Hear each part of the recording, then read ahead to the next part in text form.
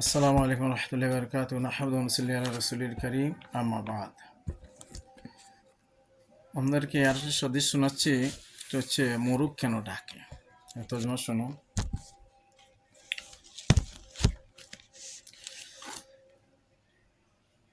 হযরত যায়েদ ইবনে খালিদ রাদিয়াল্লাহু আনহু থেকে বর্ণিত, তিনি বলেন রাসূলুল্লাহ সাল্লাল্লাহু আলাইহি ওয়াসাল্লাম বলেছেন, তোমরা মোরগকে মন্দ বলো না, কেন সে সকালে নামাজের জন্য জাগিয়ে দেয়। আরবি হাদিস শুনো। আবু দাউদ শরীফের হাদিস নম্বর হচ্ছে 5101 নম্বর হাদিস।